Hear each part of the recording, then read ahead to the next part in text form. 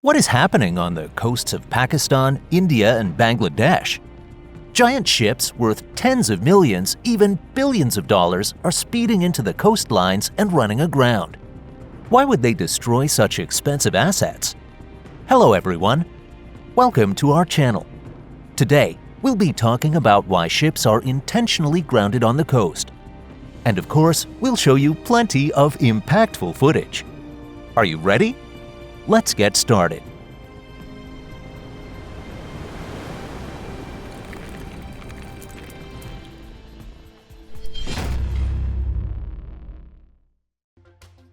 Bartin. Running aground is one way to end a ship's life, and it's also the most cost-effective method.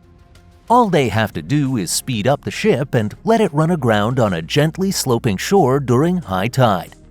After that, workers bring in equipment and begin dismantling the ship. They start by removing valuable equipment before extracting resources like iron, aluminum, copper, and other recyclable materials. However, before starting such operations, experienced and courageous captains and crew members must move the ship to its final resting place. As an example, take a look at the cargo ship Bartin, which was built in 1967. Despite its age, the Bartin is still in good condition and gracefully ended its final voyage by docking next to larger ships. Accident. It's not always smooth sailing when it comes to intentionally grounding a ship on the coast, especially when the captain has to navigate through narrow spaces between other ships. The scene you are witnessing now is a similar case, where the ship couldn't fit between other vessels and its starboard side collided with the stern of another ship. However, since the ship is destined for dismantling and scrapping anyway, such damage isn't a significant concern. It just means less work for the shipyard workers. Astonishing Spirit, Pride of Calais. The ferry Pride of Calais was built in 1987 and was the largest among the ships operating on the route between Dover in the United Kingdom and Calais in France at the time. This ship had a length of 170 meters and a displacement of 26,000 tons, capable of carrying 650 cars and 2,290 passengers. Who wouldn't want to enjoy a comfortable ferry journey sipping on juice in the cabins? The Pride of Calais covered 4 million kilometers over a quarter-century of service, ferrying 40 million passengers across the English Channel. This is a number surpassing any other ferry before it. This ship, known as the Astonishing Spirit, operated on the Ramsgate-Ostend route for a while, but now it's time for retirement. For the ship, it means being destined for scrapping. In 2013, the final resting place for this ferry became the Aliağa Ship Recycling Yard in Turkey. It was a bustling place, and locating a spot for the ferry was not an easy task. During the first attempt, the Astonishing Spirit collided with the side of another parked ship, causing a significant leak from its port side. However, the second attempt went smoothly. The ferry literally squeezed its way in between the other ships parked by the seaside. There's no way you can leave any space when such a big ship comes rushing toward the coast at full speed. Clapada Spirit. The Baltic Sea isn't that vast. Perhaps that's why the cargo ship Clapada Spirit, built in Klaipėda, Lithuania, is accustomed to anchoring in tight spots resembling a can of sardines. Even when it's moved for scrapping, the ship manages to dock tightly against the half-dismantled neighboring vessel, executing a delicate maneuver that resulted in just a few flying fragments. Though, clearly, the Turkish shipyard has ample space, so maybe they didn't need to save those extra few centimeters. What do you all think? Enterprise. Do you remember the spaceship Enterprise from Star Trek? This starship had a remarkable 40-year career in the space fleet, but didn't meet its end in dismantlement. It was shot down during a battle. However, let me tell you about another Enterprise that did meet its fate in scrapping. Built in 1997, this container ship served its purpose for 21 years until it reached the Gadani shipbreaking yard in Pakistan. As you can see, This beautiful 283-meter-long vessel is racing towards the shore, but its final berth on the coastline is already prepared. Once, the Enterprise was capable of carrying cargo up to 85,000 tons, but now its cargo holds are empty, holding nothing but air.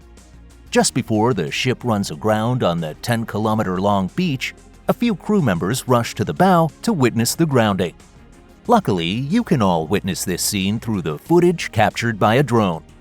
The ship's final voyage is melancholic, yet there's a certain beauty to it, don't you think? Perfect parking. Do you remember those aggressive drivers in big cities who squeeze their cars between other vehicles to park forcibly? Does what you are currently watching in the video resemble that? Well, in this video, the ship managed to fit into a space much narrower than its stern. It's an astonishing feat. Even the shipyard workers are witnessing such a spectacle for the first time. Geostar, Bear Stall. The Bear Stall was a massive ship, and until 2011, it held the title as the world's longest and largest iron ore carrier in terms of cargo capacity.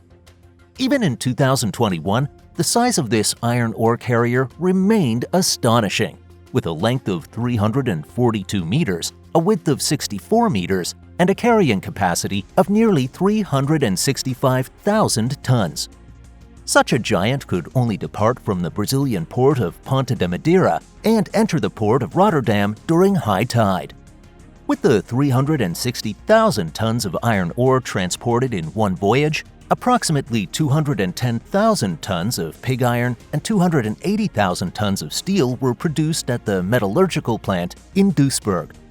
This can produce body parts for about 400,000 cars.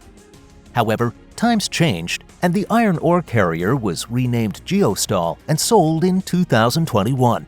It set sail on its final journey to the Gadani shipbreaking yard in Pakistan. The beached ship became an excellent source of scrap metal supply. Witness the gradual approach of this enormous ship to its final berth. From 1986, the ship had been transporting raw materials to steel mills, but now it has become raw material for producing steel itself. Global Nature. The Global Nature, a timber carrier with a length of 200 meters, can reach speeds of up to 14.6 knots. This massive ship approaches the coastline, sounding its horn like a warning and pushing aside the waves on its way. Just imagine the tremendous kinetic energy it possesses. A mini tsunami forms, causing caution among the shipyard workers and spectators who quickly retreat to a safe distance. However, of course, that doesn't stop them from capturing the ship on their smartphones. After all, the video they capture might end up going viral on social media. Carnival cruise ships. The widespread transmission of the novel coronavirus dealt a significant blow to the tourism industry, making it economically unviable to maintain inactive ships, especially the older ones. Among these ships were several cruise ships belonging to Carnival Corporation, all of which were sent to the Aliaga shipbreaking yard in Turkey to be scrapped.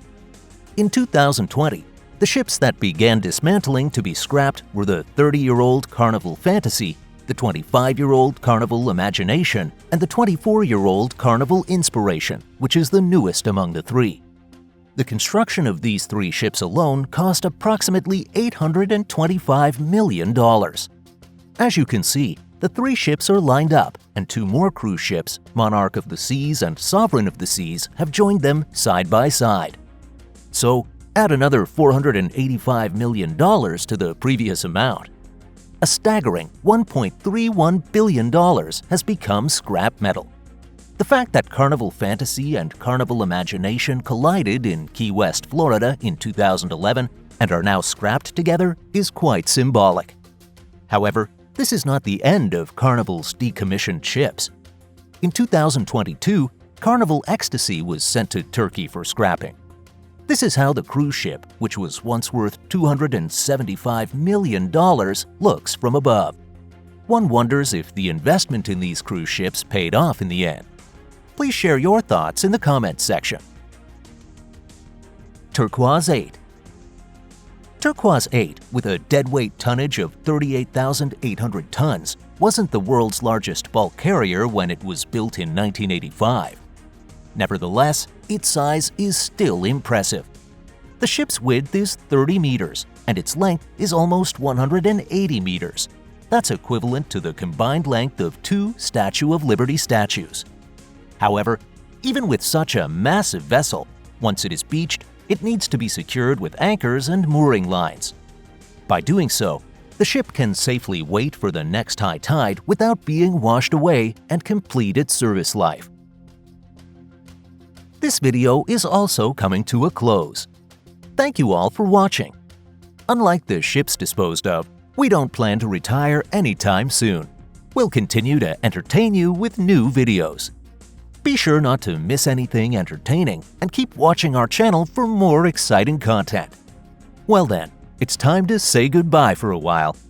See you all again soon. Goodbye!